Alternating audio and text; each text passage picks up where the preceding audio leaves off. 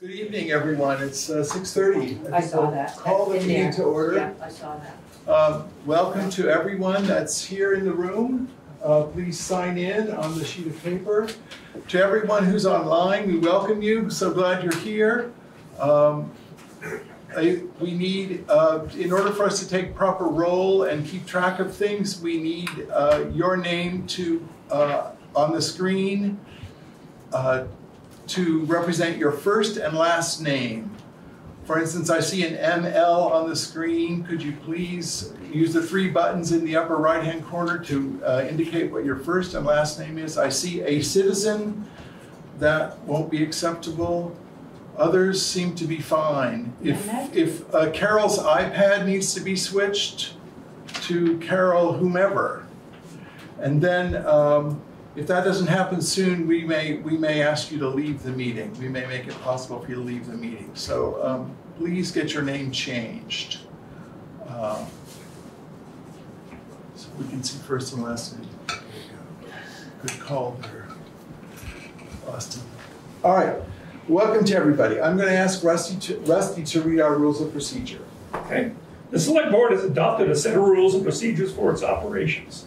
They are here and in on the chat line. These rules ask that everyone present at the meeting conduct themselves in a civil manner. Additionally, on every chair and in the chat room online, there is some basic information which includes how to contact Select Board members, how to secure a spot during the community comment portion of the meeting, how to get onto the agenda, how to communicate with the board via mail or email. Thank you, Rusty. Thanks very much. Christopher D is. Yes, all right. Thank you. I'm going to stick with the folks online. There are a few people waiting to come in too. We need ML to identify yourself, please, and same with Christopher D.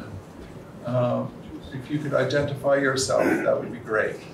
Use the three buttons in the upper right-hand corner of your screen to rename your identity, and then we can have you on the call. Otherwise, we'll need to ask. We will remove you from the call. Carol's iPad also needs to adjust. Christopher D is waiting again. He stepped out from his there. All these technological issues. Okay, so we'll start with the welcoming of the public, and this is a part of the meeting. Still have some unidentified folks there. So I think at this point, Sheila, why don't, if you can. So John, I see that you've just entered the meeting. Could you please rename your screen so that we can see your first and last name, and then we can we'll ask ML and Christopher to leave. I don't know how to do that. Austin, can you? I don't know who Christopher D is. Yeah. Just 1 second, folks. Oh, Marianne Lawrence is ML. Okay, that can, she just, so. Yeah, if you, it's a ... in each name. Yeah. Remove them if you want to. Remove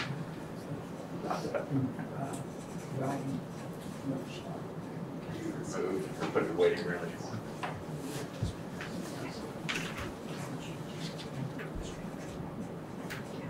Okay. ML is Marianne Lawrence. Okay. Carol Schnabel is okay. You know that's okay. And what about 3 people have entered now? So we're waiting for some more folks. Well, I put 1 person in there. Oops. Let me go here. Sorry, it's going to take a while, everybody.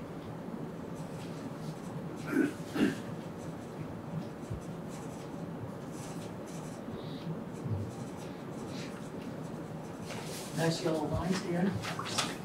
That's the one we're waiting for. Right down the middle of it. Okay. So now we move to the portion of the meeting where we welcome the public and welcome everyone here. But we have a community comment period, which we've instituted at the beginning of about 6 months ago, and where we just get to hear from folks in town. So we have this is Veranda's portion of the meeting. Okay, so I'd like first to welcome Nancy Detra, who's going to give us an update on the window dressers program. So Nancy, will you zoom in to us? Can we make her larger? Well, you're muted.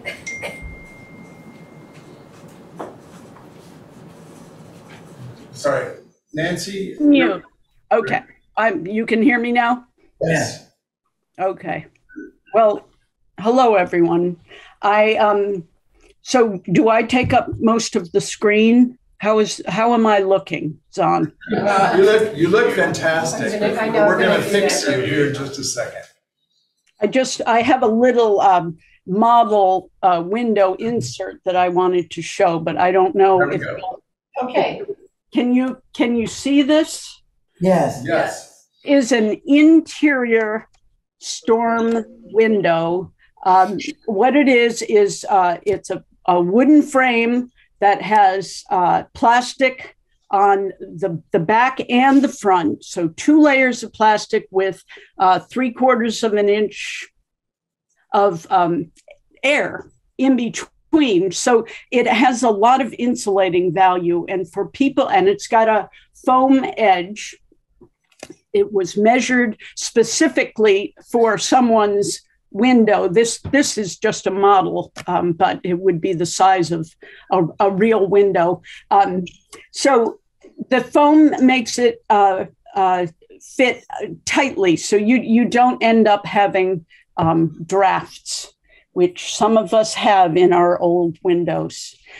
Even if we have storms, they may not be as effective as we wish they would be when temperature gets down, especially below 0.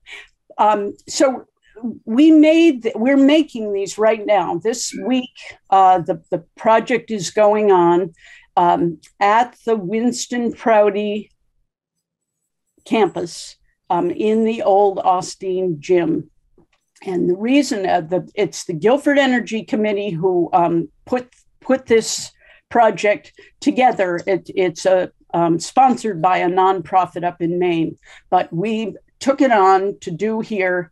At that time, there wasn't a space in Guilford that was big enough to house our construction project. So Winston Prouty very generously offered us the space for free.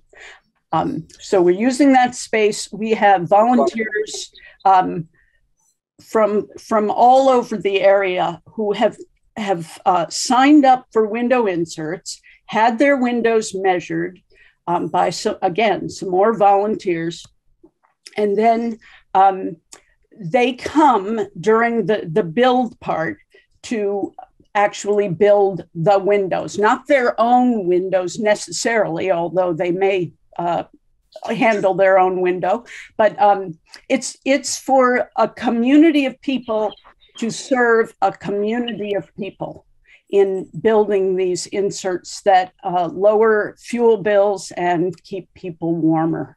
So I just wanted to mention that last year we had about 20 orders. This year we have 34. Mostly it's word of mouth that has spread it. There's 17 families in Guilford that have come and helped at the build and who will get inserts. We're building 262 inserts altogether over the course of 5 days. And we have people from as far away as Whitingham, Wilmington, South Newfane, Westminster, Vernon. So we're not restricting ourselves to Guilford. We're seeing this area as a big community, but we do have 17 Guilford families who are participating by virtue of hearing about it and giving us a call. So I just want to thank volunteers and anyone in the room who would like to participate next year. We are doing this every year in October. And we would love to have your help and have you have window inserts to warm your home. Nancy, thank you so much. What a great community project. Okay, next we have Mary Wallace Collins, representing the Rec Commission. Hi there, should I get closer? Yeah, come on, Mary. Well, you know, October is a time for festivities, Halloween-like, and the commission is having 2 things on Saturday. We have trunk or treat from 1 to 3. There's still time to register, and that'll be at the fairgrounds. And then from 5 to 11, which is a huge window, we are going to be back at the Brook Community Center having a dance. Costumes encouraged, and downstairs will be primarily family oriented. We invite you to bring your dinner because it's so early. We're not ready for potluck season yet. Maybe next year we'll add that. We'll have popcorn and cider and an amazing dance list upstairs, lots of dancing, costume contests, fortune tellers, and the more the merrier. So I really hope that all of Guilford comes out and it'll be spooktacular. All right, thanks. Thank you. Thanks so much, Mary. Okay, well, I wrote a poem for the opening of the Broadbrook Community Center, and several people said they weren't able to be there, and so with people's indulgence, I will now read it. The first part is a quotation from the Guilford history, and then an excerpt from 1896. The second part is poems I wrote for Guilford elders, and the third part was just written for Saturday. So here it is, relax, and I hope enjoy it. Broadbrook Chronicle. Quote, "Those who reap the most abundant harvest are those who contribute most liberally of their own time and talent." From the preface to the official Guilford history penned by Broadbrook Rangers in 1961. 1. 1896 from the Vermont Phoenix.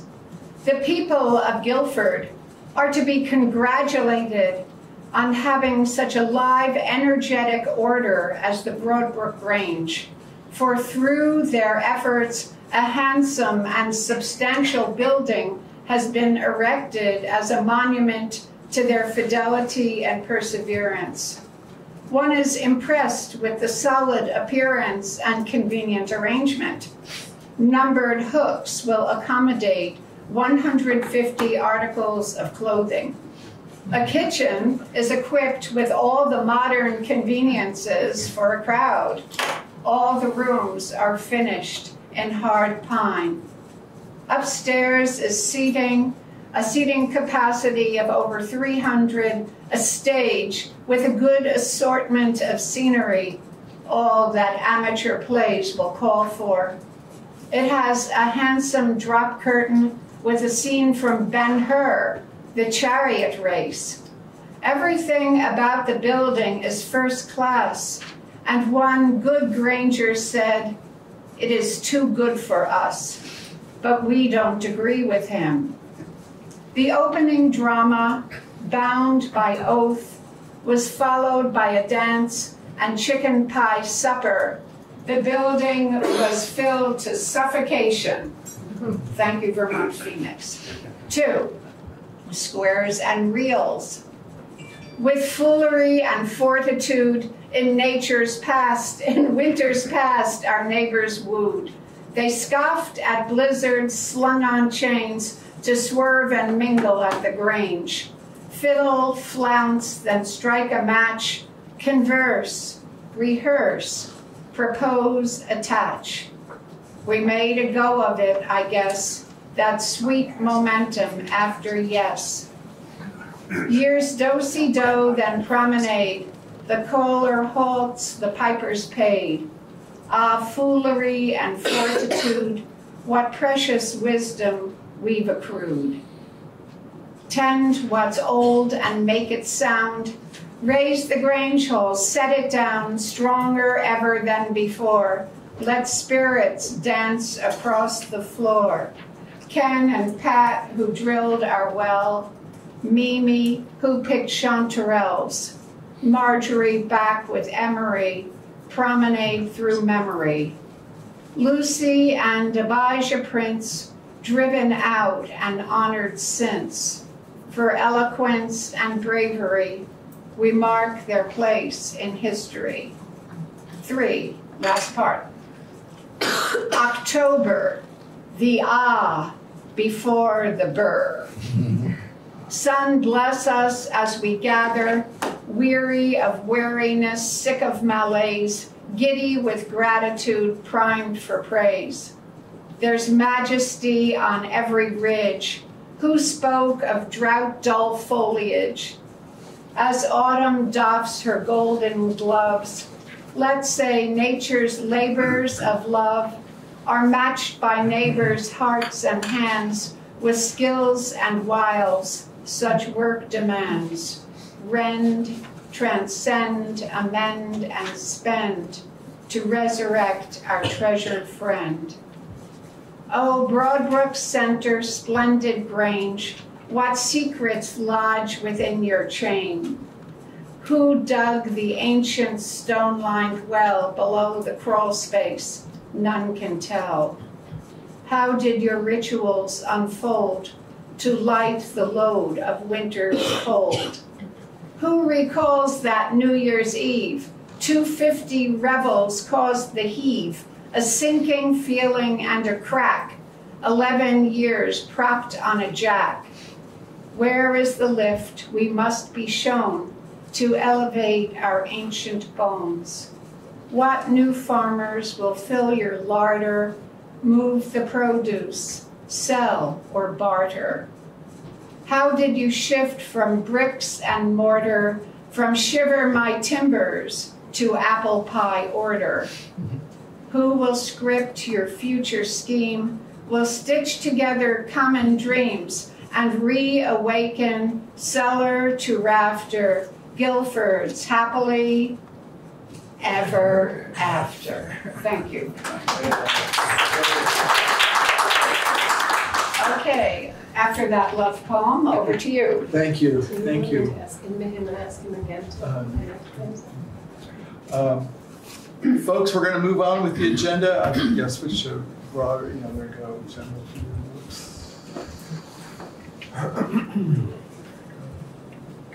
gallery.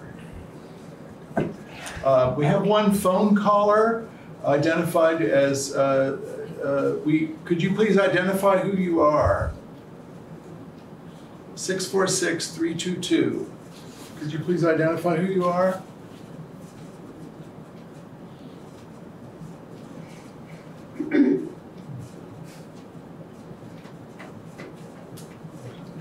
If you're not willing to identify who you are, then we'll have to put you in the waiting room. So kindergarten. In the club. Timeout. You have a timeout. Okay. Don, I had a question in regard to something that was mentioned by Mary Collins, and I wasn't called on by Miranda. I was wondering if I could speak. Sherry, okay? Yes, quickly. Thank you. I have a question in regard to the Halloween dance activity at the Broadbrook Center. I was wondering if the town had made any progress in setting up policies and procedures to protect children participating in town events, since I made the complaint in 2018 regarding an alleged child predator on your Conservation Commission who participated in activities for children with the Conservation Commission, as well as the recreational activities provided by the Recreation Commission.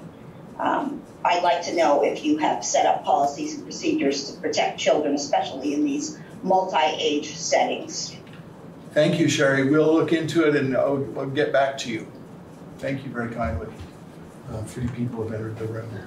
So we will then, we'll look on, the next item on our agenda is changes to the agenda order. And I have a change to recommend. It's a Patrice, somebody that wanted to be intern. I don't know who that is.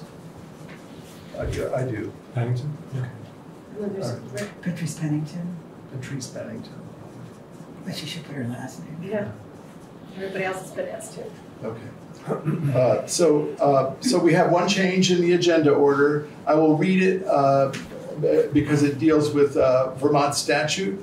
So pursuant to 1 VSA section 312D3A, any addition to or deletion from the select board agenda shall be made as the first act of business at the meeting. That's what this is. We therefore amend I recommend, or I move that we amend the agenda to include Jason Herron's October 24, 2022 resubmittal of open meeting violation allegations that he previously submitted on October the 5th, 2022, and which the Select Board publicly responded to on October 10th, 2022. This item would be added to agenda item number 8, new business. It would become the third item of that section of the agenda. Can I have a second? Second. Thank you, Rusty. So, just to make sure we all understand, we're going to be adding an item to the agenda. Whenever an item is added to the agenda, it has to be done with strenuous reason. And the reason here is because this particular issue that we're dealing with requires a public response by the Select Board within 10 days. And while we received the allegation just this morning, we won't have another meeting for 2 weeks. So it would require us to hold a special meeting, which we can handle it tonight if we go ahead and do this tonight. So I'll take is there any discussion about that here on the Select Board? All right, take Aye. That's Richard. Michael? Aye. Aye. Rusty? Yeah. Miranda? Aye. And Son says aye. Thank you very much. So that will come up again under new business, section 8C. All right, then the next order of business would be to approve the minutes of October 12th meeting.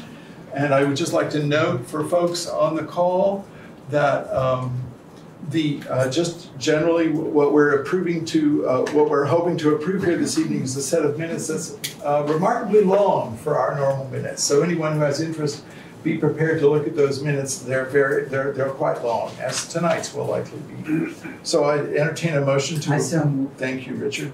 Is there a second? Miranda, any discussion? You got any changes or edits or anything? Any changes? Thanks very much. All right. So Richard, will you vote? Aye. Thank you. We have to do this even though we're all here because it's a hybrid meeting. We have to do the roll call. All right, Michael? Aye. Rusty? Aye. Miranda? Aye. Zahn says aye. And maybe you could put the view back to the, so it's on, so everyone can see everyone. All right, the next order of business is updates and reports. And we have a few of these here this evening. I'd like to thank Dan Zombrowski for being here and Beth Bristol for being here. Beth will, and then we have one more after that Sheila will provide. So we'll turn to Dan first. Dan. Good evening, everybody. Thank you. Our new man started today. He's a young kid. He's got family ties here in town. He's on the fire department. He's on rescue. Young. He's willing, he wants to learn, so I took him this morning. We did probably a quarter of the town showing him the roads. Other than that, tomorrow we'll do some more and a little bit each day. Okay. So he realizes there's a lot of roads in this town. Has he got a name? Yeah, his name is Jason Willett. Okay. Willett. All right. And then also we're doing some grading. We've been grading, but today we did some grading to try to grade in between showers. Unfortunately, we got caught in the shower on Tater Lane. It turned to soup, and it don't take long either. So I got tomorrow. Hopefully, it'll dry up, and we'll have to re-rake it. And like we're working our way down Route 5, and it usually takes us to grade everything on Route 5. It takes us about a week and a half to do everything. I mean, to do every road in town, we're looking over about a month and a half to do everything. So you don't fly around grading roads because it's time consuming. And of course, we're blowing leaves in front of the grader, so you don't have big wads of leaves. And cleaning culverts, doing culverts, ditching. Basically, we're doing our regular routine stuff that we normally do. I have one big project I got to get done before we get the ground freezers. I still got to get down on the Guilford Center Road down by Windsor Drive and get that bank rip-wrapped, which we have to pull the rail up.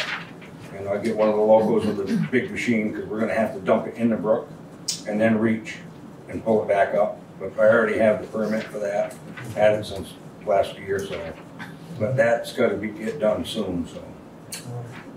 Then we had our sand bits we opened today, this morning. All States Mitchell was the cheapest. I recommend we go with them. We had like 4 vendors that we sent out bid sheets to. We only got 2 back. And sand is not cheap anymore. All the pits are running out, and it's going to be a very hard commodity pretty quick, and it's already getting expensive. So. All right. Thank you, Dan. And then we have one more thing. My line striping is done. They come in Friday night and did that on a new pavement. I did not have them do the edge lines. We just did the centers for now. So night like tonight, you're going to wish you had them out there because you can see where you're going. Yeah. And then we did have a bridge deck project that was due tonight too. But when I called everybody Friday, because no one submitted anything, they were scrambling around today trying to get numbers and stuff. And I'd like to postpone that till the first meeting in December, so everybody can get on the same page. Sheila's got all the info on that. So. So 2 actions. Okay. Okay. And that's. Has the paving, is the paving all done now? The paving is all done. We're just waiting for the bills to come in. So. Yeah.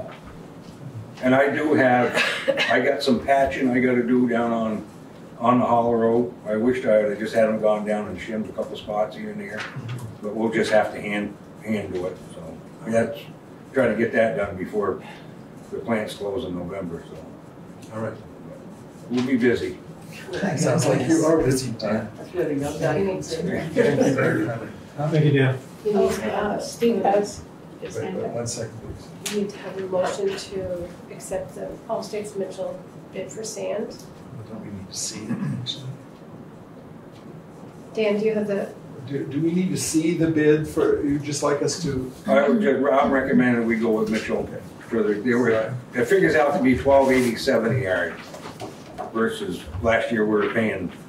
Do you have that sheet here, or do I? It was $12.87 a yard versus 15. Versus 50 cubic yard from the Luzny. All right. And it turns out to be 51 something versus 62,000. That's if we go through all our 4,000 $4,000 And I bet it's the same sand too. It is too, yeah. So you'd like us to move on that? Yes. This evening, and then what was the other action? And also move on the extended the bridge deck until December. Why don't we quickly just, if we'll, I'll move that we postpone extend the contract, or the calling time for bids to December. Yes, we'll hear it. On the bridge. Yeah, on the bridge. Yeah, on Jelly Mill Road Bridge. All right, all right. Any further discussion on that? Any discussion? Okay, Richard? Yeah, aye. Aye. Do we need a second first? We got it. Oh, you did, okay. Aye. Michael, yes? Aye. Steve, Aye. Brenda, and Zon says aye. Okay, that's about the bridge in December. And now this is a bid to, for sand. Yes. All right. And you're proposing that we, I'll go with Allstate Mitchell. Allstate Mitchell. The Allstate Mitchell bid for $12.87 a yard. And So moved. all right. Basically, it's $9.90 a ton. Last year we were paying $9 a ton. Wow. I see, so that's gonna, all right. All right, so Richard just moved that. Miranda seconds it. Any discussion here? Further discussion? All right. Aye. Richard, Michael, Aye. Rusty, Aye. Miranda, Aye. and Zon says aye. The hits roll. All right, Dan, thank you very much. All right, Steve. Just a quick question. Steve, can I ask you, tonight we're going to be a little strict, so need to identify yourself, your road, and speak to me. Steve Lemke, River Road, Green River. Are you fully staffed? Or is the town Yes. road crew fully staffed? Yes. Yes, we are. We're finally back up to everybody's back in working. So. Okay, that's good, that's good. All right, huzzah. All right, Beth, let's turn to Beth Bristol, who is leader of the Guilford Central School Leadership Committee. And we've been attempting to have them come and speak to us for a few meetings, but various COVID issues have come into play. So here we are, Beth. Thanks very much. Thanks for having me. And actually, I am no longer the chair of the committee. Maggie Foley has taken that role for this coming year. So thank you to Maggie. Unfortunately, she's not able to be here tonight because of illness as well. But I'm happy to give the report. So to remind everybody, the Guilford Leadership Councils were formed as part of a statute that came out of the Act 46 of the school consolidation merger a few years ago. And those committees were formed, one at every single school building in our district, really for the purpose of maintaining that local voice of the school to provide feedback and input to the larger school board on behalf of our individual schools. So Guilford has had a really strong leadership council since it was formed. I think it was back in several years ago now. I don't remember exactly when, but we have it's a 10-member committee. We currently are at 9 members. The members consist of parents as well as staff members, which is different from our school board. And it's really great to have some staff members recurring coming to the meetings to offer their input and insights as well. And then of course, the school principal, John Gagnon, is also on the committee. So this year we meet monthly. We alternate our meetings between evening meetings and daytime meetings to try to accommodate as many folks as we can. And our primary role really is to provide input and advocacy to the school board on behalf of Guilford Central School. So we hear from the principal each meeting as to what the local issues are within the building, any concerns that he has, any highlights that we should communicate to the school board. And then we do just that. We will attend the school board meetings as well. Another chain of communication is we have one of our local school board representatives, Sean Murphy. He attends pretty much all of our leadership council meetings, which is great. So Sean will also take any feedback or input that we have directly to the school board. One of the things that we're focused on this year is really developing that formal chain of communication between the Leadership Council and the school board. And that's an initiative that's district-wide. We've struggled with formalizing that. And so each individual Leadership Council really has their own way of doing that today. And hopefully we're going to come to a consensus and more of a consolidated way for each school district or each school building to relay their concerns to the board. Right now, we're also working on budget review. As you all know, it is that time of year. So we'll be hearing from John what some of his budget requirements or concerns are, and then feeding those back to the school board as well. And I think that covers it, unless there's any questions. Thank you. Does anybody in the room have a question? Okay. Oh, I don't have a question, but can we get Beth up here? I mean, in the, if I'm talking, you can't. Yeah. Well, I just wanted to say, Beth, that this is the first time to my knowledge that we've had a report to the select board from the school community. And, you know, the school is such a central focus and heart of our town. And I really applaud the Leadership Council for the holistic approach that you've had to connecting and communicating. It's really great to go to those meetings. Oh, thank you. And we really do stand out, I will say, across the district with the amount of community involvement as well. We really kind of were a shining star during COVID, how the community rallied behind us and our outdoor classroom and nature-based education. The support from this whole community was overwhelming, and it was really recognized by the entire district. We were certainly a leader in that regard, so happy to be a part of it. Great. And I'd like to just follow up on what Miranda said, and thank you once again for your invitation to me to attend one of your meetings and present on behalf of the Select Board to the Leadership Committee. So I love this kind of cross communication. It's so helpful in the community. So thanks very much. Forward to it. Thank you. Happy to do it again. Thanks, Beth. All right. The next item on the agenda is a brief report about the capital improvement plan. And I'm going to turn that part over to Sheila. I'm actually not making a report. I'm just saying that we've done a lot of work since July internally and drawing on previous employees of the town to get back to the history of all development of lots of different funds and the capital improvement plan.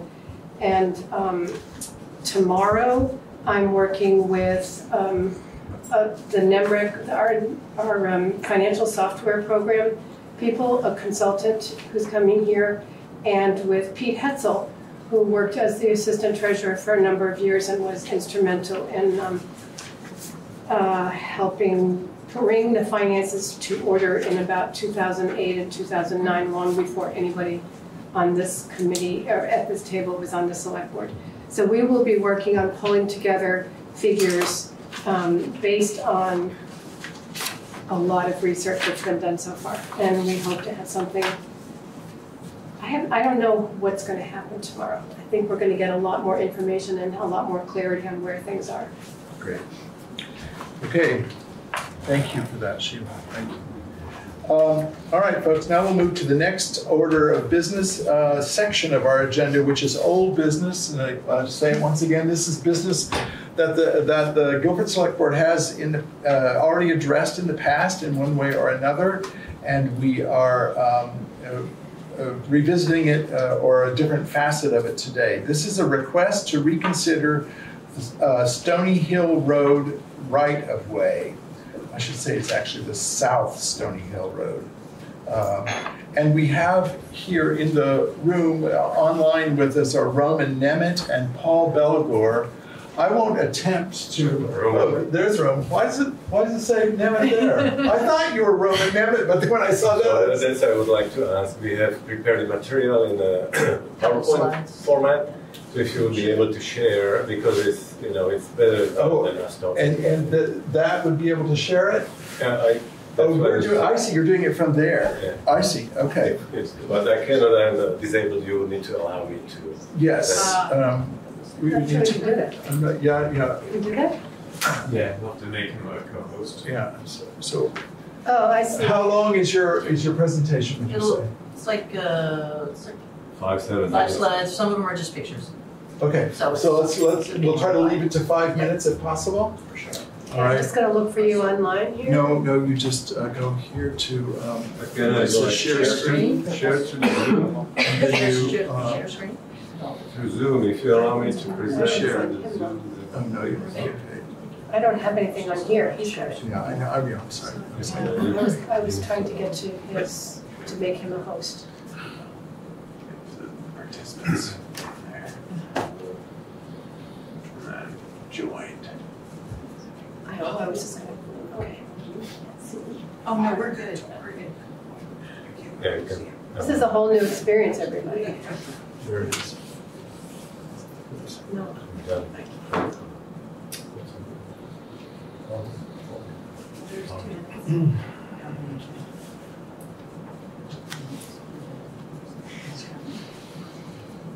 I can try. Okay. You are. We think you're now the host. Okay, so.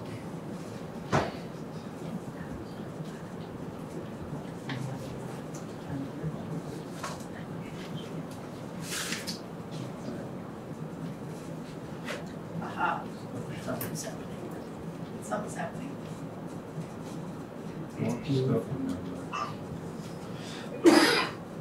You started screen sharing.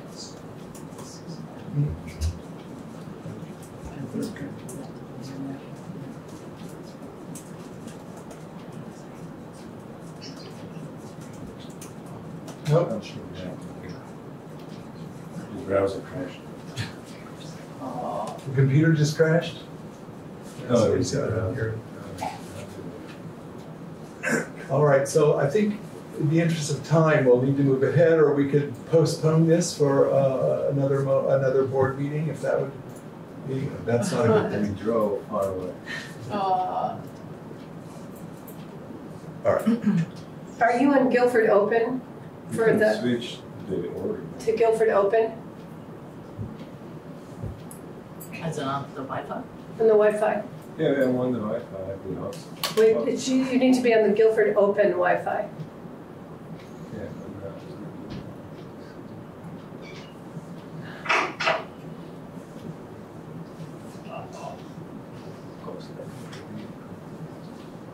picture on there or something. Why don't we get Susan Bond through? I know. That's good.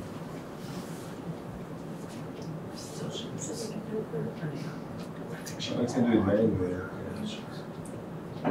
Can we? I don't think we can do that. Maybe they I can. think we'll need to move ahead if we can.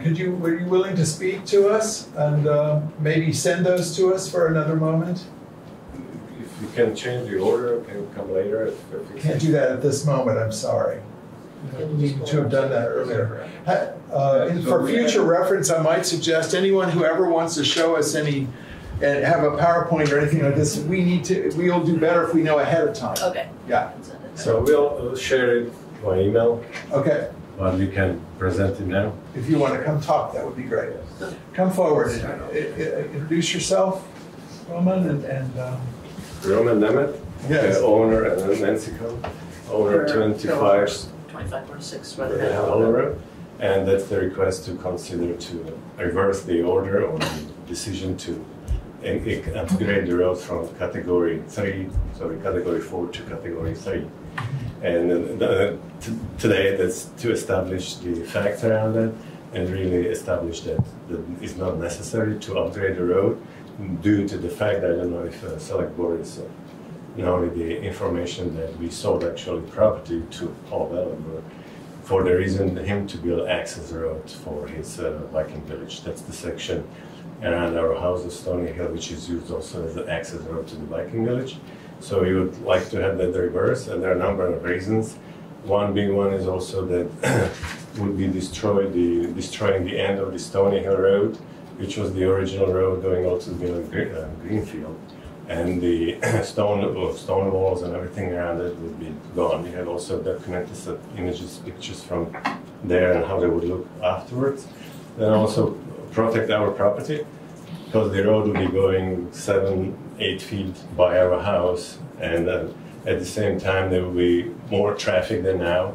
And we already went through the building process with big trucks going up and down, fine. But now, because the plan, what I understand from Paul, is to have it open to public as a public restaurant down the road, so there will be a lot of traffic, all sorts of people coming in, and there will be a restaurant, people will be drinking. We have people with kids there and pets that can be, potentially dangerous. So, and also to minimize the impact of our quality of life of dust and all rummaging all day long, up and down. And at the same time, as I mentioned, the new road, the access road, which we sold the property for, is already starting partially built. So there is no necessary need for upgrading this road. This is going to be a brand new road, not too far from us. And that would be on the property that you sold to Mr. Bellamy. That's what the purpose With the is. understanding that he was going to use that road. Yeah, and he did start and then stopped it. Yeah, so we have also put some timeline of since we bought the house 2003, then Paul got the property. Right, and you might be wondering why you approved this upgrade in 2018, and yet here it is 2022, and this timeline gives a little bit of context for that. So we have owned the house since 2003. I believe Paul purchased the property sort of the back of ours, something like 2014, 2015, and between 2015 and 2017, even up till now, he began to construct the biking village and did use that road. And, we got used to the heavy equipment going through, but not a big deal. But then he mentioned to us in around 2018 that he was planning to turn the event hall that he built back there, in addition to the 6 cabins, as a restaurant open to the public, as Roman mentioned. And then in 2019, he informed us that the town had approved his request to allow upgrades to the road. We had no notice of the request or the decision that was made, only because he told us. And Paul and Rowan began discussing alternate options for the access road, which led to the sale of 4 of our acres for the purpose of building that access road. And that part of our property is out of sight and several hundred yards from the house, unlike the access road that literally goes through the middle of our property and would be greatly impacted. So Paul did begin constructing the road. He stopped, I think, sometime this year or maybe late last year. And then he told us this year in the spring, I think, that he intends to go back to his original plan to upgrade the access road going through our property, disregarding the agreement that we had made with him when we sold him a portion of the property.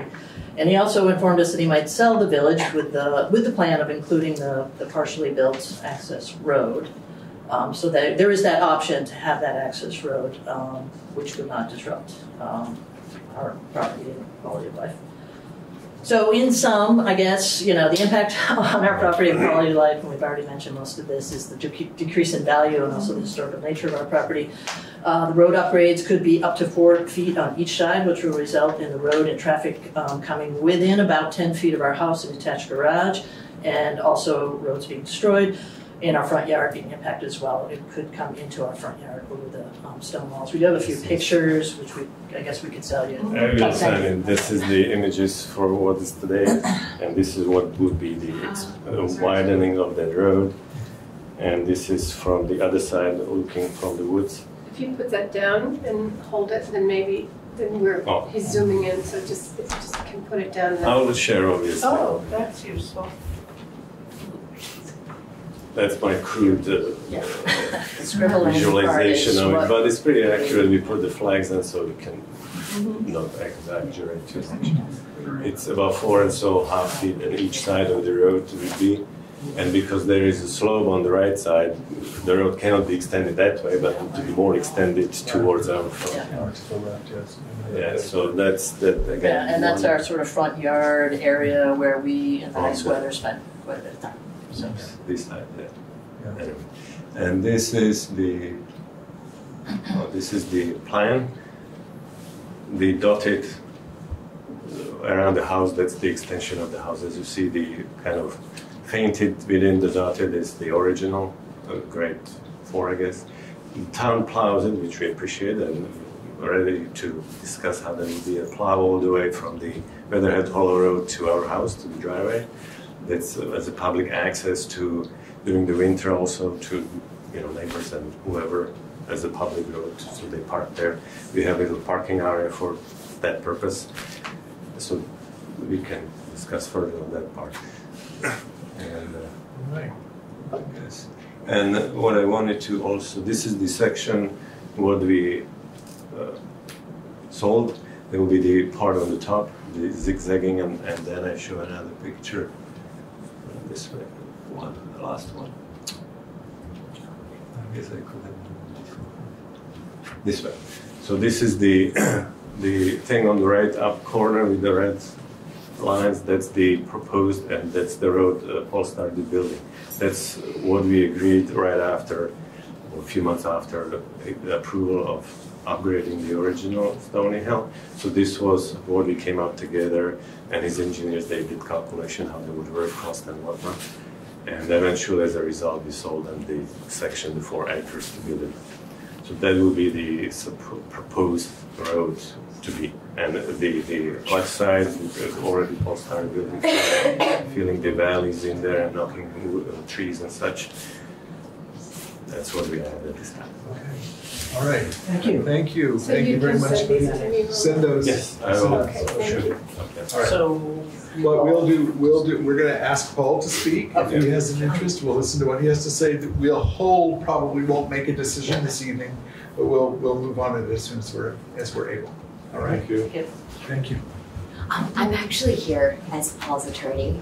Oh, you are? So I'll I see. speak, and if Paul wants to chime in a minute, he can. I'm Victoria Hone, so I represent Victoria, Hone, H-O-N-E. Oh, thank you. Yeah, no problem. So I represent Paul Brattleboro and Viking Villages. And we do hear the concerns, and we appreciate Romans coming here and expressing them.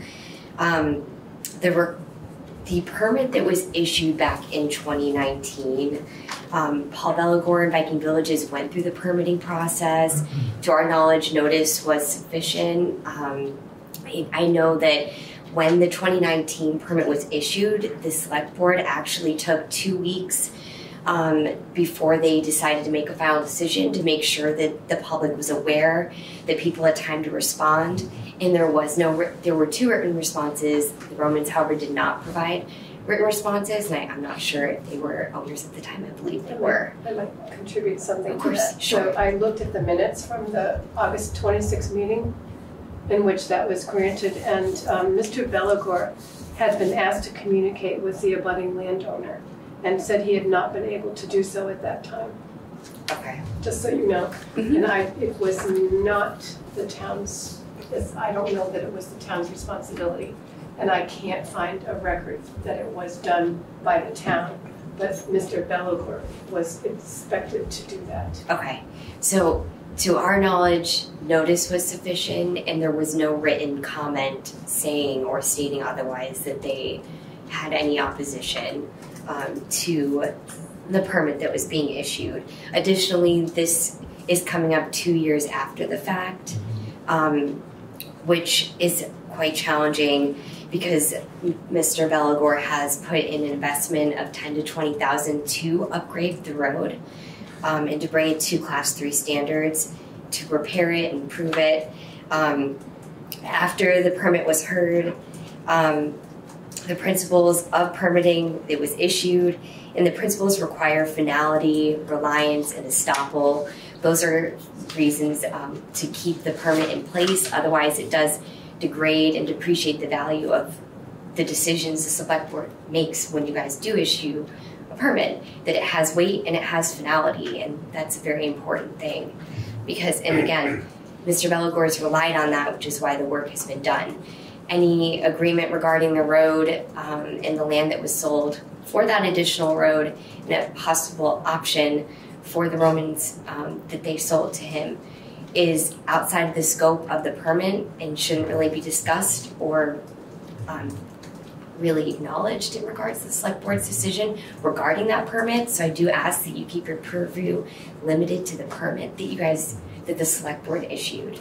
Again, it's 2 years after the permit was issued, and we believe that everything was done correctly. I don't know if Paul has anything further to add, but I want to keep this concise to keep things going for you guys, of course. Thank you. Tori, thank you very much for representing us. No, I don't have anything else to add. Thank you. Thank you, Paul. Can All you right. respond to this? I think I'd prefer, in the interest of time, of course we want to give you time to respond, but we have a lot to do on the agenda. Could you submit, we made notes, could you submit your response to us as part of our decision-making process? All right, thank you very much. I have one question. Huh? I have one question. Yes, Richard. Was the sale of the 4.5 acres, was there a signed legal contract between you and Mr. Belagor that the road would be moved there? There was no signed contract, it was verbal, and that's why 2 years, as was mentioned here, because we were operating under the assumption that he's going to build, which he started building the road. So I guess we didn't bother to follow up because we were under the impression, and the impression was supported by him building it, till we learned later this year, earlier this year, by conversation. Otherwise, we have a relatively friendly relationship. Okay, thank you. Discussion that he's changed his mind, so we did not react it, kind of following his word. All right. Okay, thank you. Thank you very kindly. We will take all this under consideration and be looking forward to your response and any response that you have to offer for us to help us in making our decision. Thank you all for this. Okay, we'll move on now to the next order of business in our agenda, which is new business. Items that have not come before the select board or have appeared of recent. And the first is budget workshops. You all know that it's coming into budget time for us. The select board will begin doing a series of public meetings so that we can consider the budget for fiscal year 24. And that's what we will be building. And then that budget, when it's finally built, will be presented to the town for the March town meeting this year for the town's consideration. I think that I ask Sheila to just speak to this, please. So we have the dates. This is, I think we talked about this in the summer, where we are using data from fiscal year 22 to create in November dated from fiscal year 22 to create in November of 22 the proposed budget for July 23 to June 24. So a lot of different things have changed. A lot of things have changed this year. We are meeting from 9 to 10:30 a.m. 3 different days. The workshops are already, the first workshop is posted on the website. That will be October 27th. This Thursday, everybody, from 9 to 10:30. And then a couple weeks later on November 10th from 9 to 10:30. The meetings will be, and then there's a third one, and if necessary, a fourth. We go through the budget line by line, by line, by line, by line. It is during this time that we consider whether these budget lines are appropriate. Do we need to make any revisions to the account lines, et cetera? And we also talk about the money that we anticipate will be spent in the coming fiscal year. The meetings will be recorded. Thank you. The meeting, what's the third date? So October 27th, November 10th, and November 21st, 9 to 10:30 a.m. by in person and by Zoom, and then a provisional meeting December 8th. Sorry. Okay. Thank you. Can I speak to that for a minute? Yes, Dolores. Identify yourself. What street you live on, please? I am still Dolores Clark, and I live up on Cemetery Hill. Thank you. In here in Guilford. Is any working person supposed to participate, or is that not? Is it not a townsperson participation thing when they're from 9 to 10:30 in the morning? I understand completely, and we took that well into consideration, and we looked at a number of possible times into evenings and so forth, and it turns out that the number of people that need to come to meetings, there were just no evenings that were possible. We want the meetings to be available to the public. We tried to find some meetings in the evenings, but it just didn't work. So the meetings will be recorded, and people can certainly sit and watch the meetings and send their responses and ideas to us. There's no question about that at all. There's no real-time participation in it unless you're not working. Yeah, if we'd have had meetings in the evening, there would have been no real-time participation by most of the people that are building the budget. So we had to take that into consideration as part of the process. It's unfortunate, yes. Very. Yes. Tammy. Tammy Sargent, Creamery Road. My question is, you said they are going to be recorded, so if whoever wants to see it, where do we access it, and when will those recordings be available? Where do we find these recordings? I think that'll be very much like our meetings minutes. I don't think they're going to be recorded by the town, by BCTV, if I'm correct. Right, that's why I'm asking. But I think we'll make recordings and get them up online. So you'll put them on the town website? Yeah. Is that what? Okay. And how long do you think that will take to have those available? It should. So you're looking at a technical wizard. Well, I know how to do it, so maybe I can help. We'll try for as soon as possible after the meeting. Certainly won't put them up all 4 of them a month after the meetings or anything like that. We'll try I was hoping that they might get posted before the next meeting takes place. So that's a good idea. If somebody did have questions. Yeah. Good. Actually, that's a good idea. We could list questions that people have and talk about them at the next meeting. And Steve Lemke, Green River, they will be phoned in as well as Zoom will be accessed via computer or by telephone. Yes, right. It's the same kind of meeting as always. But we do need to probably look at everyone. So let's go to a different view here. Okay, is there somebody? Jason has a question. Jason, I see your hand is up. Do you have a question? Yes, thank you, Mr. Chairman. I was just what Dolores said. I agree with her that 9 to 10:30 in the morning, any weekday, you eliminate the working class, the entire working class, to be involved with this. I think it's completely inappropriate, and I just wanted on the record that I think these meetings should be after general working hours. Thank you. Yes, Michael. I would just like to say that I think 6:30 is a very important time to spend with my family. And that takes a very high precedence. for me. Thank you. I think we all need to, we're all making the adjustments. These were all considered. We're not doing what it sounds like some people might be intending to believe, that we're trying to cut out anyone. We're not doing that at all. We're working our best under the restraints that we all have in this community to make it possible for us all to be engaged in this process. I'm sorry it can't be convenient for every single person that wants it to be convenient at a certain time. That's just not possible.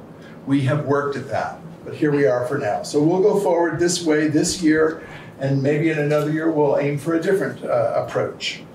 So thank you all very kindly. We will now move to the next order of business, in new business, which is on the agenda. It's called Open Meeting Law Violation Allegation number 5, and I will read a statement aloud, and then we will have a few moments for discussion, and then the board will potentially take an action.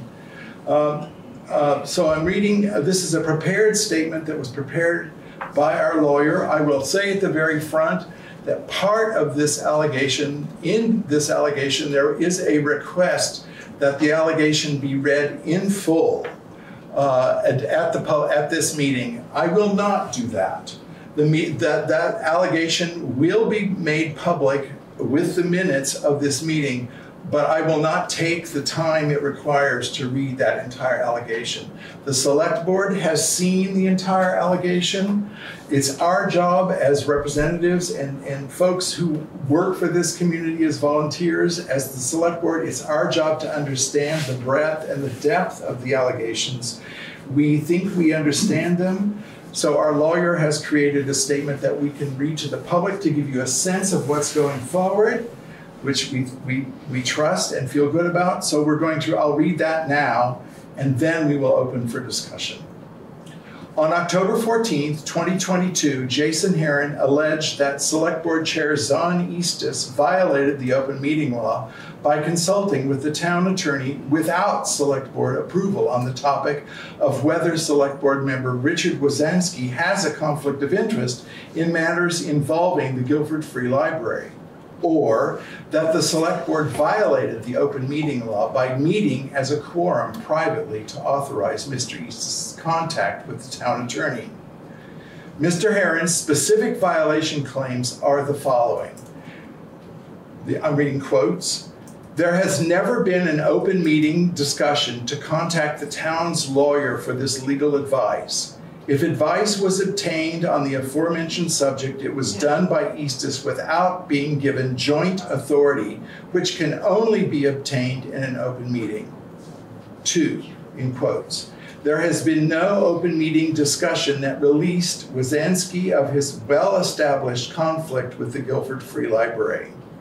And 3, since it was never discussed in an open meeting why Wazansky was being released from his well-established conflict with the library, and since there is no invoice or public record of any kind that a discussion happened with either law firm, and since there was no open meeting discussion that authorized gathering any of this alleged legal advice, the Select Board has clearly met outside of an open meeting to establish this narrative.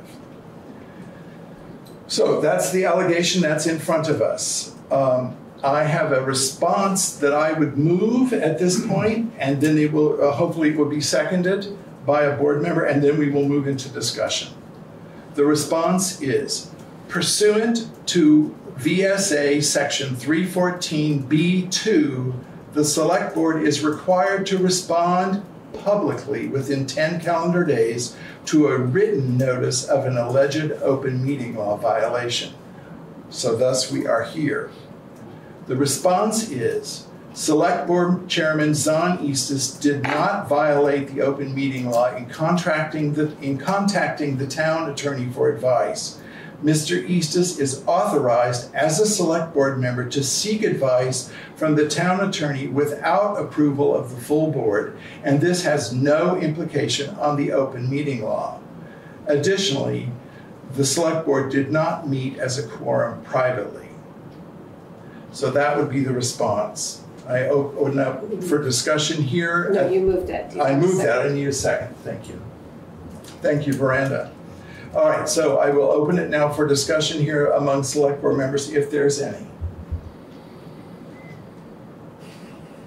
I have a few remarks. Is that okay? Sure.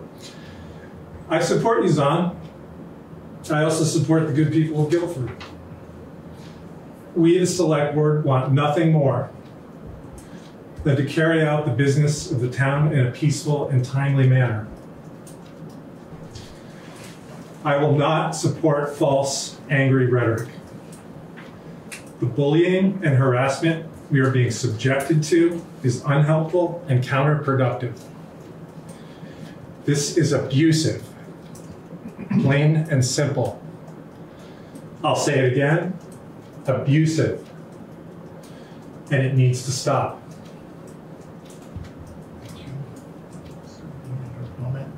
Any comments in the room? I see Jason Heron's hand. Thank you, Mr. Chairman. Select Board Member Becker, I apologize for you thinking that this is abusive. This is just me doing my duty. I see the Select Board made some wrong decisions, and it's obvious that they're wrong. And it's going to continue. I'm going to continue with this until it's exposed in the public. And I'm sorry you feel this way, and I'm sorry that you're not getting time with your kids at 6 o'clock. I have to work too.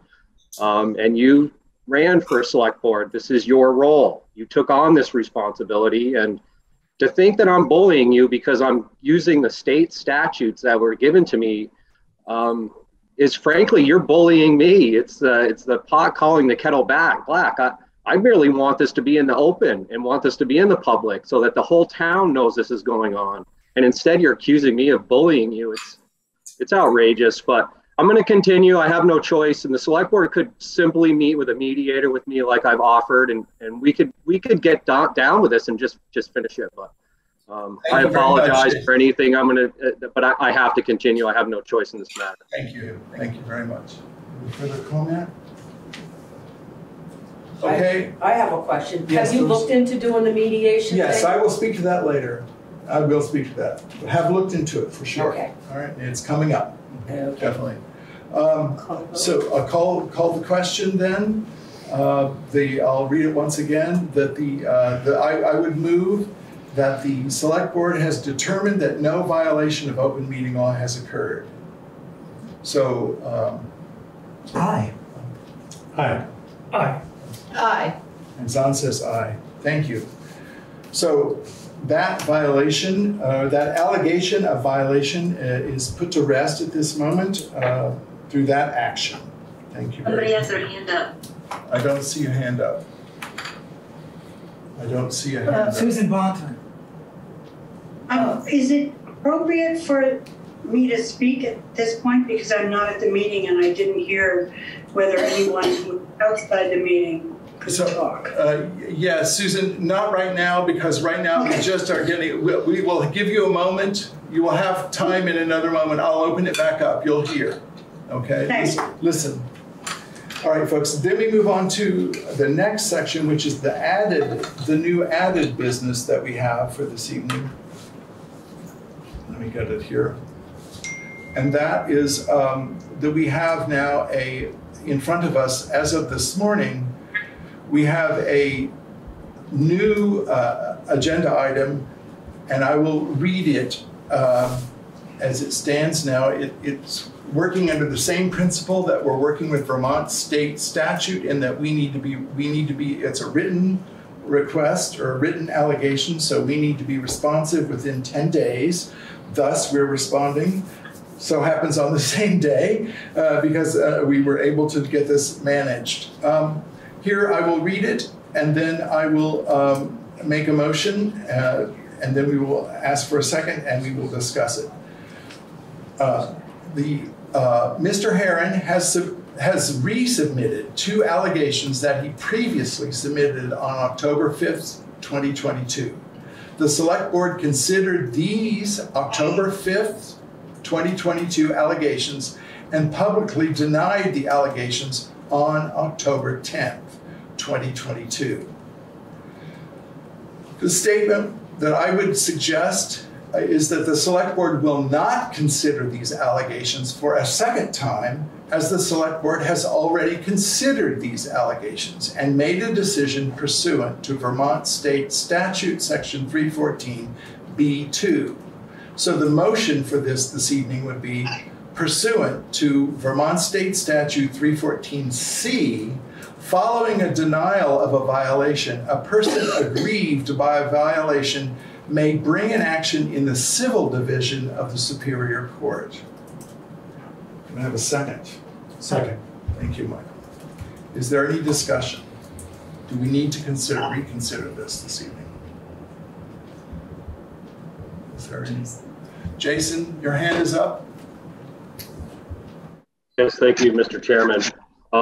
The issue I have with your determination right there is I resubmitted and added a new statute in there that I discovered today. I added that to it, so I now have to appeal to the Select Board again that new added statute. If you read the statement, it clearly says what I'm trying to do there is I discovered a new statute that says that a Select Board member or any member or any person can act on the behalf of an administrator but cannot allocate any money. And in my allegation there, Peter Rood clearly spent $195,000 outside of an open meeting. So I have no choice. I have to appeal to the Select Board first. If you don't answer this appeal, then I cannot take it to the Superior Court. So I am adamantly suggesting that you at least acknowledge the new statute that I put in that. I don't know how else to do that because I could resubmit it, but it doesn't make sense. I had to add that statute to it to clarify the motion why you denied me in the first place. And again, if you would just read this to the public, this would be so clear for everybody. But I adamantly disagree with this decision. I am adding a new statute. I put in new claims on that. And I left it as a resubmittal for clarification, and for you to dismiss it all is completely inappropriate. I would suggest then, Jason, if you'd like to submit it as something for us to consider, it probably should not be a resubmission. It should be a submission. But I made that clear, Mr. Estes. If you would read the first, not if you call it, excuse me, Jason, excuse me, not if you call it a resubmission. If you call it a resubmission, that's what we understand it to be. Mr. Estes, I called it a resubmission with added information.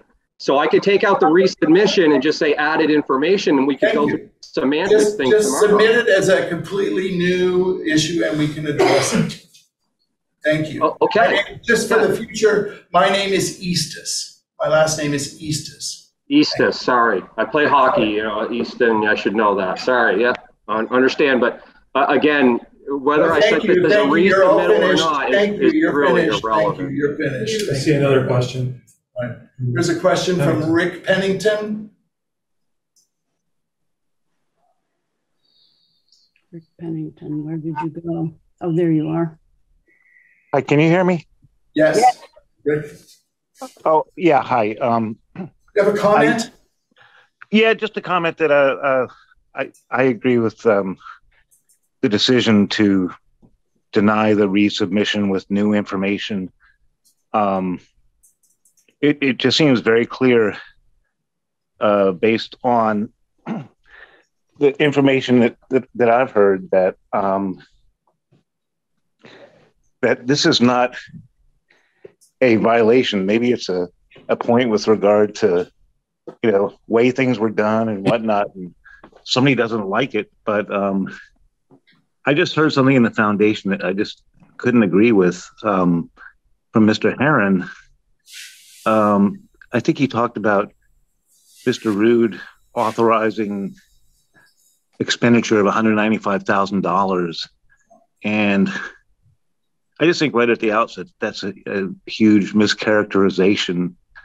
That was, it simply wasn't the case. It was not an authorization of $190,000.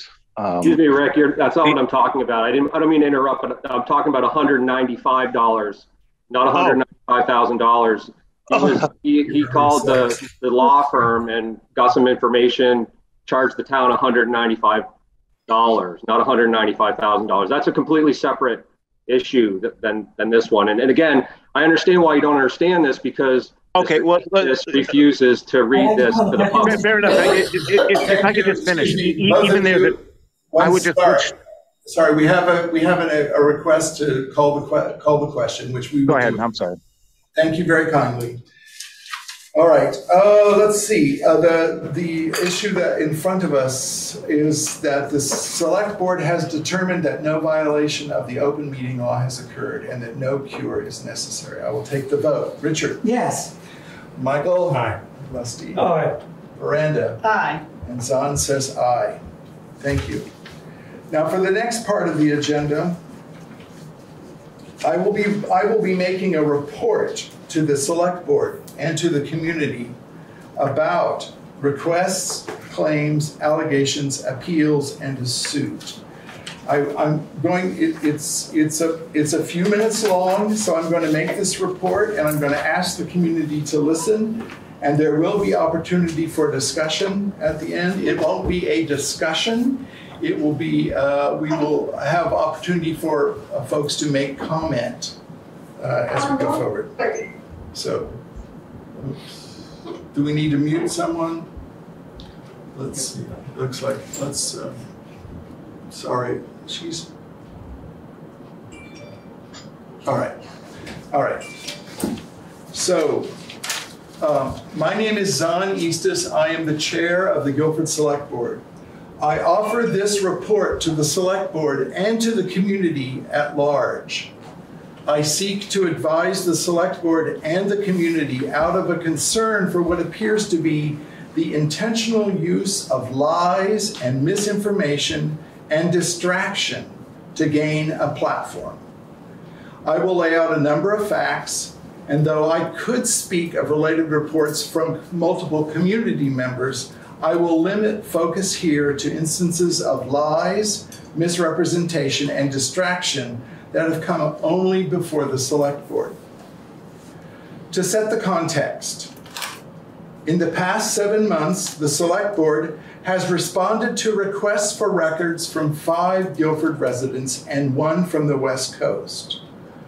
All requests have been responded to, some with guidance from the town's attorney.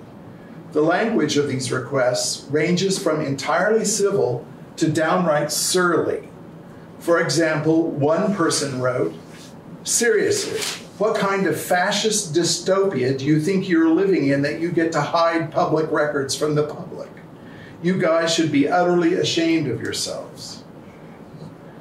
The Select Board has endured additional claims that the Select Board acts through impropriety and that the Select Board lies.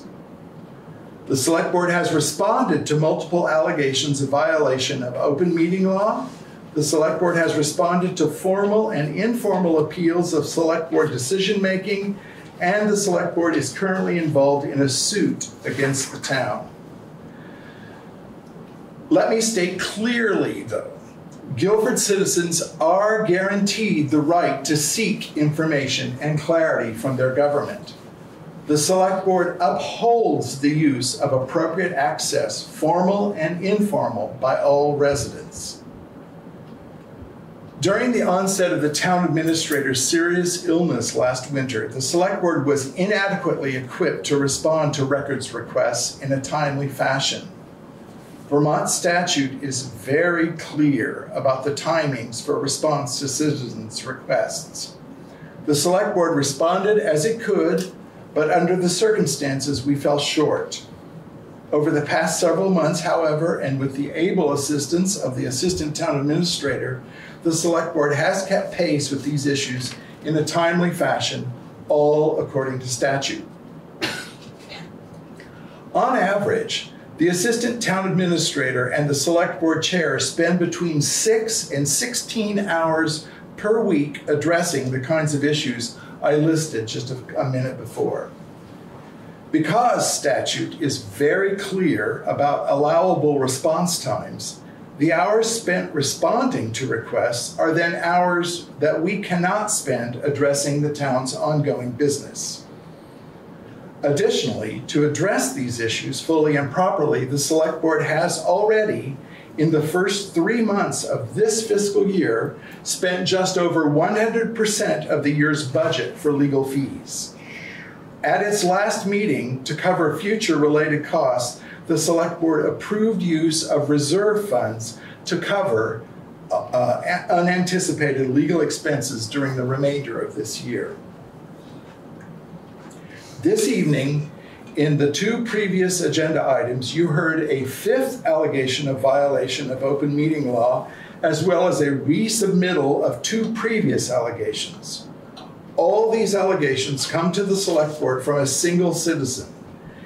In the 5th allegation, each specific allegation is a repeat or a reworking of an issue that has previously come before the Select Board. Statute is very clear about what avenues are available to citizens when a different outcome is desired. For our general understanding and by way of example, I want to highlight the elements of that 5th allegation that we just talked about a little bit before. The first specific allegation questions the Select Board Chair's authority to contact the town's attorney for legal advice. The fact is, according to Vermont law, the chair has authority to contact the town's attorney. The Select Board has previously and repeatedly dealt with this issue. Second, central to the second specific allegation, you may be familiar with the claim about a conflict of interest concerning a current Select Board member. Out of an abundance of caution, the Select Board first consulted with the Vermont League of Cities and Towns, VLCT, and later, when the charge was leveled again, the Select Board consulted with the town's attorneys. Indeed, there are some missing signed conflict of interest statements. This has been acknowledged, but there is no conflict of interest. And yet now, there is a lawsuit against the town dealing with this issue. That lawsuit is pending in Vermont Superior Court. I will note here that during the last Select Board meeting on October 12th, when the suit was mentioned, it was claimed that the town was not being sued. Examining the opening of the legal document itself, called a summons, delivered to the town on June 7th, we see at the very top of the document, number 1, you are being sued. The plaintiff has started a lawsuit against you. The third specific allegation represents a repeated misrepresentation of the conflict of interest issue I just spoke about. The Select Board has previously heard and ruled on this issue. A Select Board, any Select Board in Vermont, need not hear the same claims repeatedly. We have been advised that repetitious allegations speak to a legal concept called res judicata. In essence, restating a claim that has already been judged incorrect or inaccurate will not make it true, no matter how many times it's repeated. Additionally, 5 or 6 months ago, long before any of these issues became allegations, I approached the alleger privately about sitting down to discuss the issues in front of us. The alleger deflected, choosing not to discuss the matter in person. Now, months later, the Select Board, after having heard and acted, still hears about these issues. It has been suggested, even requested by some citizens, that the Select Board and the alleging party enter a mediation process. Indeed, it has been repeatedly asserted that the Vermont League of Cities and Towns could and would provide mediation services at no cost, or at least at a fraction of the current legal costs. While on the face of it, mediation might seem a reasonable next step, VLCT has never offered mediation services to Vermont towns, and will not. VLCT is willing to refer a short list of professional mediators. Thus, the course of mediation for this situation is not available, at least not at free or reduced rates. Further, mediation is a tool used when two parties cannot agree. Because the Select Board is governed by Vermont statute, read, the Vermont statute is very clear about the issues at hand and about what potential remedies can be taken. There simply is no issue here to negotiate. Let me say that again. Because the Select Board is governed by Vermont statute, there simply is no issue here to negotiate. While mediation could well be used to rebuild greater trust in our community, I have no doubt about that. It is the wrong tool for this moment. If a resident seeks to contest any Select Board ruling, that person may file a suit against the town of Guilford. Statute is very clear. Or that person may contact any individual Select Board member for an informal community building discussion. It has been my experience on the Select Board that this Select Board welcomes inquiries from Guilford residents. We are each volunteers here to serve our community. We are indeed fallible. For the record, we have corrected past mistakes and are willing to do so in the future. Going forward, I will also call out lies, misrepresentations, and distractions as they occur. The Select Board has done so already with regard to lies and misrepresentation about the Guilford Free Library project, about a supposed conflict of interest, and about allegations of multiple open meeting law violations. It is disturbing to me that the community is currently enduring the intentional and repeated use of lies, misrepresentation, and distraction. Finally, I hope the town understands that these ongoing lies, misrepresentations, and distractions are costing you, the taxpayers, money in the form of legal fees and reduced productivity. They have disrupted the orderly operation of town government and, to my eyes, have encouraged suspicion and divisiveness in our town.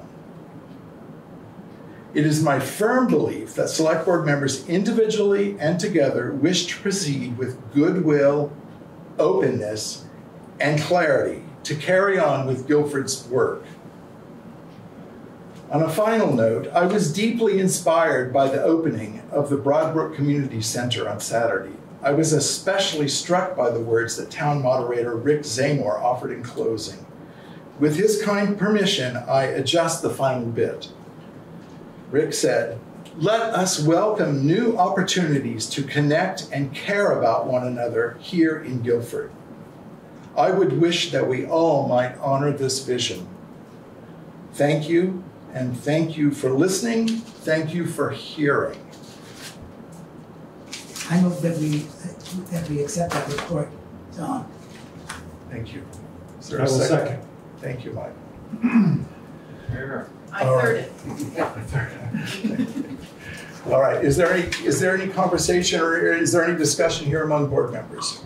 I just wanted to say that I feel that as a town, we've crossed a line and lies circulate, they're refuted, they're repeated, and it's damaging to all of us, and I have to wonder why. That's all I have to say. Thank you.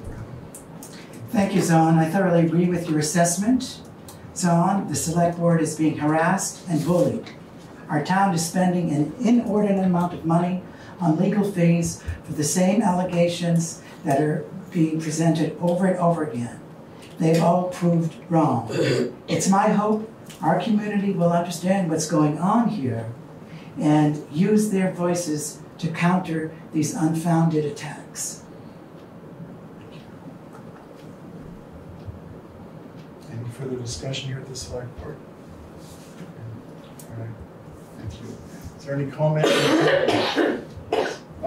Before we open it up to the community, I'm going to just mention that there will be rules for this part of the discussion. Please. The chair will, these are standard rules that we have used before. The chair will recognize community members in a reasonable order. All comments will be addressed to the chair.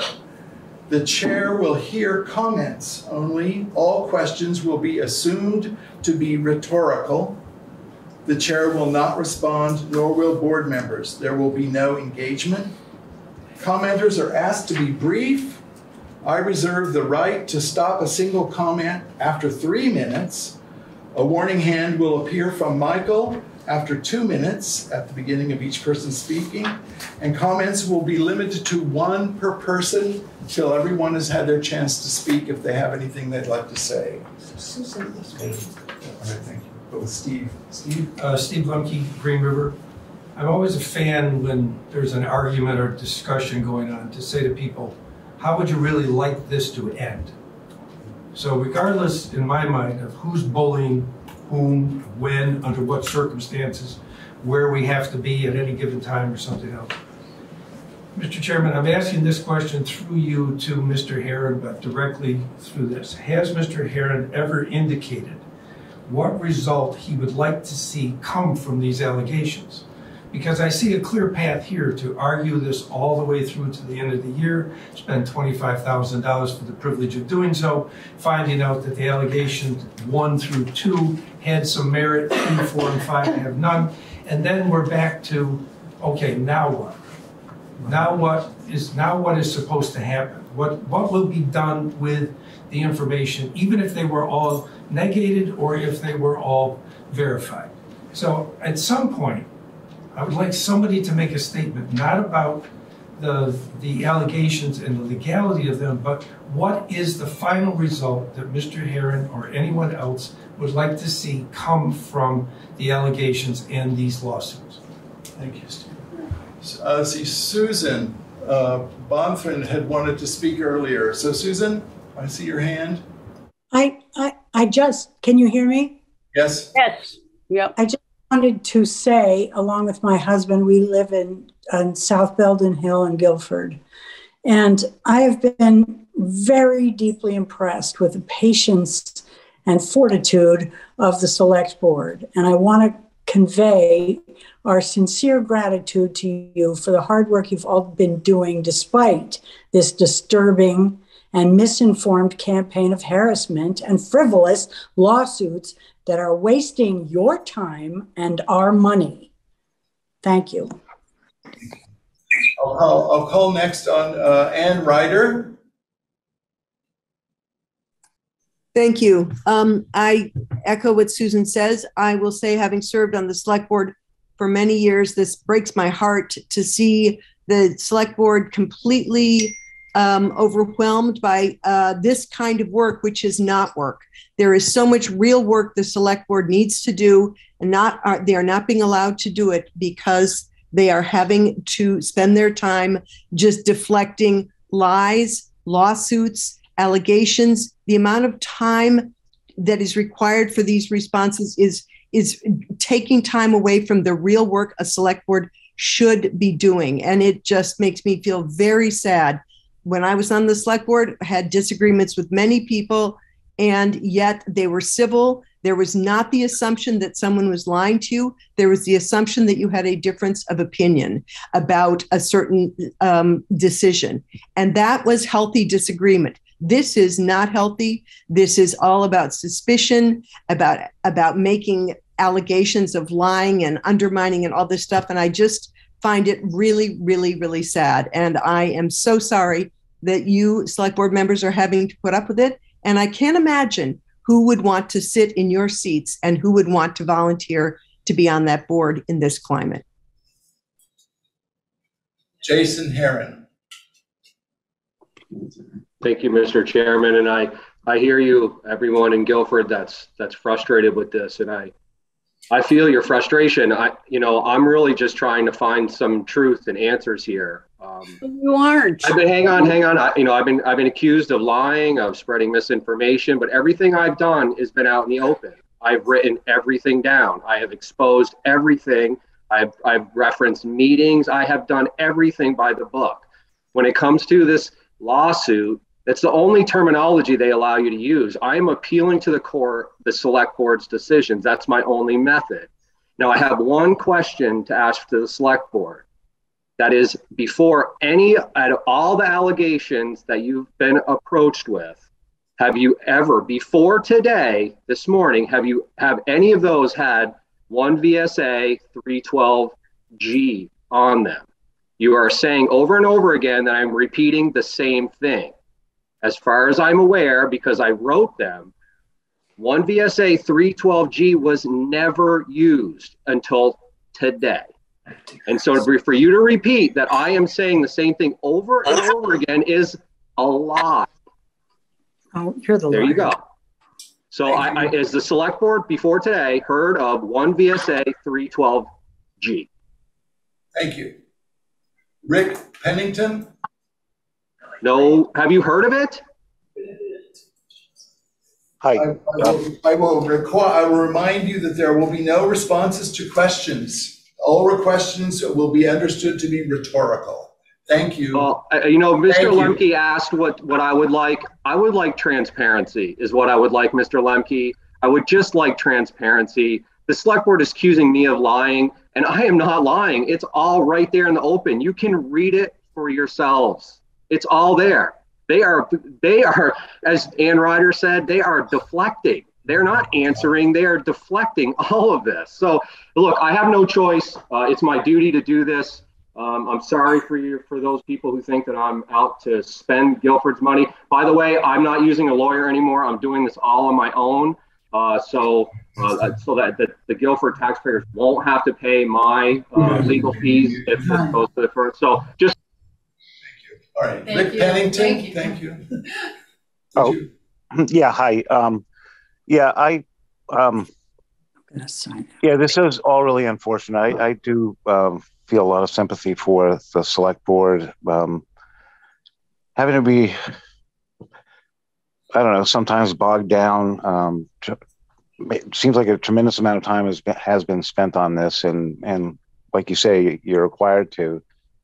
You do bring up a great point in your statement, Mr. Estes, about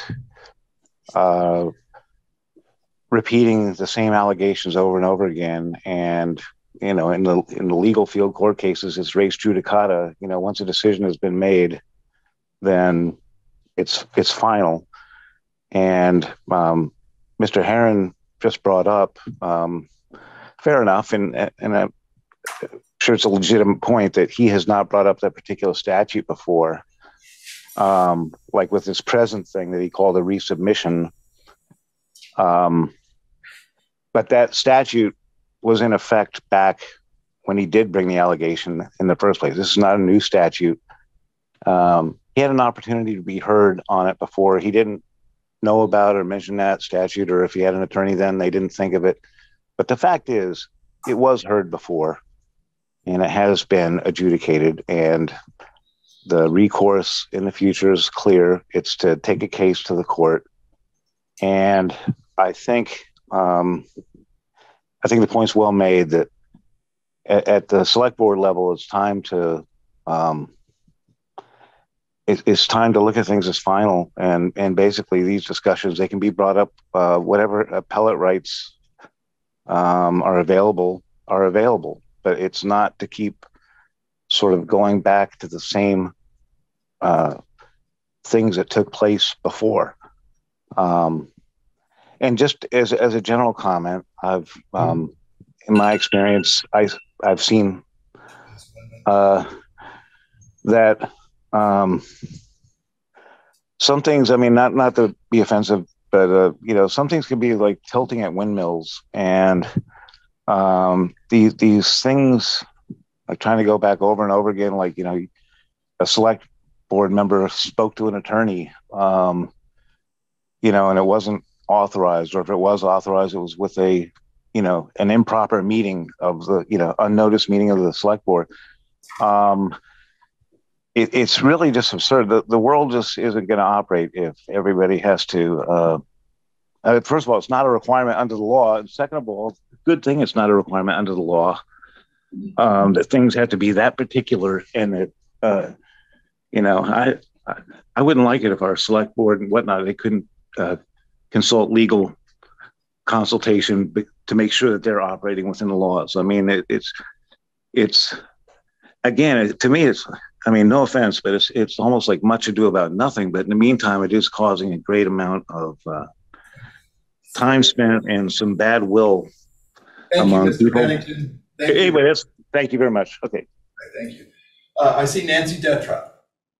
Yeah, I just wanted to say that I voted for the select people who are currently on the board. I placed my faith in them because I felt they deserved it by the way they have acted in this town to volunteer, to do work for all of the people in the town. And I really appreciate their work. And I really feel that I voted for them to do the work of keeping this town going, not to fight lawsuits. So I just want to thank you again. All right, thank you. Thank you, Nancy. Is there any other comment here in the community? Dolores. I appreciate both sides. I feel like when, I mean, I can see the frustration on you guys' face. I can see it on Jason's face. And it seems like when there is a conflict, or when there's not a conflict, when there is a question, it turns into a conflict. And I know that the conflict of interest was addressed. It was on tape where you had recused yourself 3 times. Let's please. No, I'm just saying. So that's where that comes from.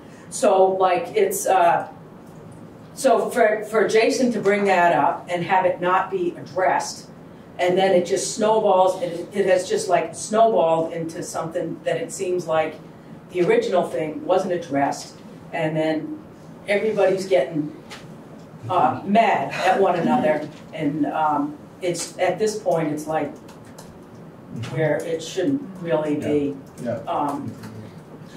Thank you.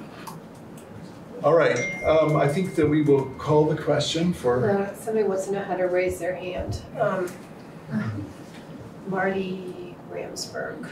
Marty, please speak. Marty, I see your. Well, I don't have a lot new to say except echoing Ann, Nancy, Rick, that I applaud the select board for hanging in there despite all of this negativity that's been heaped.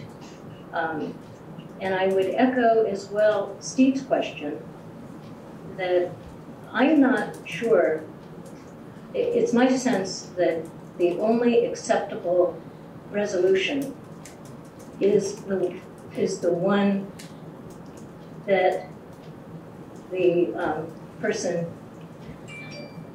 calling the attention to himself on these issues will accept. So nothing short of what he has deemed is the right solution will resolve this issue. So I don't think we should spend months on it and lots of financial resources. There's no acceptable solution except the one he wants, whatever that is. Yes. Transparency, I think we've had it. 2 participants have raised their hands, but I don't see them. Let me go back to Charles Light. Oh, those are we've heard from them already, so thank you. All right. All right, folks, I think we will call the question to accept this this report that I provided. Richard? Aye. Michael? Aye. Rusty? Aye. Miranda? Aye. And Zahn says aye. So this report will become part of the minutes, and people will be able to read it as well as the allegations, which will also be part of the minutes. So good nighttime reading, I guess. All right, thank you all very much for this very complicated and difficult situation. I will say one thing, just so we're all very clear. As I kept saying in the statement, Vermont statute is very clear that whenever a citizen makes a request of its select board, there are certain protocols that have to be followed in certain timelines. We simply cannot choose to not respond to our citizens. We cannot choose to not solve problems with our attorneys. That's all guided by statute. We have no control over that. Citizens, however, do have control over the kinds of conversations we can have in the community. That can be very much controlled by you all. And that's not what we can control. So just to say that right there. All right, let's move on, folks, to the finance. The warrants? The warrants. That would be Veranda. Thank you, Thank Veranda. you so much. Fresh air. I love the warrants. I mean, a lot of work goes into these warrants.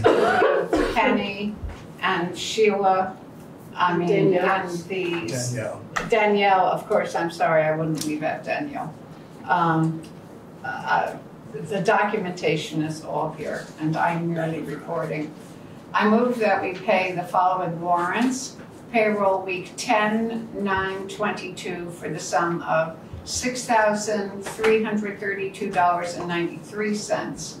Payroll week 10/16/22 for the sum of $5,338.95. Expense warrant number 2208 for the sum of $289,143.65 for a total of $300,815.53. I second. Is there any discussion? Yes, yes. The largest ticket item is paving all states asphalt for the sum of $267,042.59, of which $200,000 will be reimbursed by grant. The next largest expenditure was Blue Cross for totally the sum of $5,892.50. Thank you. So, is there any discussion here at the Select Board about those expenditures? It's a lot of money. Richard?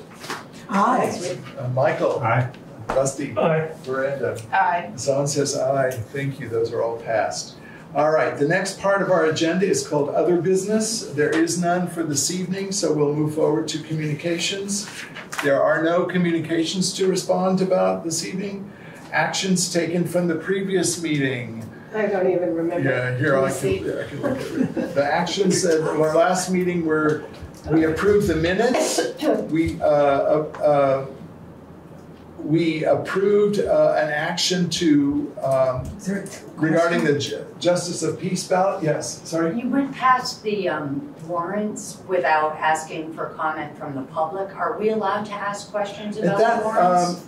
I did do that, and it's not just the Select Board. Right, I thought that we also would have an opportunity. Is that not the case? Thank you. Let's finish this and we'll come back. Okay, Tammy? There's a protocol about that, so yeah. We approved sending out the JP ballot that most of you should have received in town. We authorized payment for center lines on the new paving, which has already been taken care of. We moved to use bond principal. This is of the $195,000 bond principal to pay the final loan payment on that. Depending on legal opinion, which we have not yet had. There we go. Depending on the legal opinion, yes, whether or not it's possible or not to do. We also moved that to use reserve funds to cover costs of future unanticipated legal payments. We also moved the idea of appointing a treasurer on the March 2023 town meeting warrant on the ballot. We will investigate that. The idea of changing from an elected role to an appointed role. And that we moved that Penny and Sheila, in consultation with VLCT, will draft a treasurer job description for Select Board review. We then went on and looked at four allegations of violation of open meeting law. Those each were, there was no violation, the Select Board determined. We paid some warrants in our last, and then we moved into executive session, came out of executive session, and we authorized Dan Zabruski to hire a road crew member, which he has done, and we moved to amend Sheila's contract to permit more hours so that we can do more work on behalf of the town of Guilford, and that has been signed. And we adjourned at our last meeting. Those were the actions of the last meeting. We get some stuff done, but there's a lot. All right, now the actions for, let's go back. Sorry, thank you, Tony. You want to go back now? Yes, let's just do that quickly. So my question was about the paving. So I know I'm supposed to speak directly to you on that. No, that's okay. It's okay. So it was, I think you said 200 and something thousand was for the paving, and that we will be reimbursed 200,000 with a grant. Yes. At some point. Right. And my question was the balance that it left, how is that in comparison to what we had budgeted for paving? How does that fit into what we had already? I won't be able to know exactly, but I can say, I won't be able to say numbers, but we asked Dan specifically if that was covered by the budget, and he assured us that it was within the budget. There was no, good question, but there was no, I don't think we would have gone into the project if there was an expectation that we would need to use other dollars than what we're already budgeted. So we already knew we were going to receive the $200,000 Yeah, we knew that, for yes, paving before that. And we that was part of the deal, and also the budget, we budget so much per year for paving. And so this. And that's what I was curious, how much we had budgeted, but I didn't realize we already knew. I don't know that number, but we can find it out. Yeah. In fact, that's a public document. Yes. You could look and see what the, yeah, you could look I and just see. didn't know if that was something you had. Yeah. Sorry. Steve had Trusting Dan there. Mr. Chairman, I think I can ask this question now because it's just a point of order question. If the select board were so inclined to do so, is it within the purview of the select board to appoint a subcommittee to potentially assist with some of the research and other issues that come from the allegations? In other words, because I agree with what people said about this board was elected to do the work of the town, not to pour over statute 1379226G. It's to look at the work of the town. And then maybe there's a possibility of a subcommittee to relieve some of that strain by helping to do some of the research. That's not necessarily a suggestion. It's just a question that if you were so inclined to do so, are you able to do that? Yeah, that's a good question. I will ask about that. I mean, the main thing that I think of immediately is that the time limits for response are very quick. And so being able to get the community resources to be able to do a particular issue could be tricky, but it's worth looking into. That's a good point, Steve. Thank you. I have a question of, with Sheila's increase in hours, does that mean Peter has a decrease in hours? They're not related. At this point in time, Peter's salary is being paid not by the town, but is being paid by an insurance program that we're enrolled in. Mm-hmm. So it's not. It's like a workman's comp. Yes, yeah. So it's not. It doesn't affect that kind of. It's not affected in the same way. So how do you decide how much he's doing and how much Sheila's doing? How does that work out? At this point, Peter's doing none. Nothing. Nothing. So you're up to 40 hours. I don't have 40 hours. No, we're working up to 80 hours in a 2-week period, but that will never happen. We just put that as a cap to make sure that it wouldn't get any for higher than that. All right. I see. I need to make sure to give open time around the warrants to make sure that these questions can come up. Good, folks. Thank you. All right. Actions taken this evening. Quickly. We approved an order of agenda change. We approved the minutes of 10/22. We approved a bid, 2 issues related to highway. One was a bid for sand. I've already forgotten what the other one is. Postponing the RFP due date. Oh, postponing RFP due date. Thank you. And then we, due to the bridge. And then we, let's see, we attended to an open meeting law violation allegation, number 5. And we attended then to a resubmittal of an open meeting law violation allegation. We attended to that. And then the board adopted or accepted a report from the chair about a number of issues. Finance, we approved warrants, and that's it. Actions to be taken. The only action I know that will be taken is that the board will consider a request from Roman Nemeth to consider the right-of-way of South Stony Hill. Once he submits more information. Yeah, once he submits more information. Thank you, Sheila. All right, I think that's all the action that we can take care of tonight. I move we adjourn. Thank you, Richard. Is there a second to that? Second. Thank you, Rusty. Thank you very much. I will take. Is there any discussion about in the community about us adjourning? Thank you, Richard. Aye. All right, Michael. Aye. Go home and sleep, will you? Rusty. Aye. Veranda. Aye. Zahn says aye. At 8:24, the select board ceases.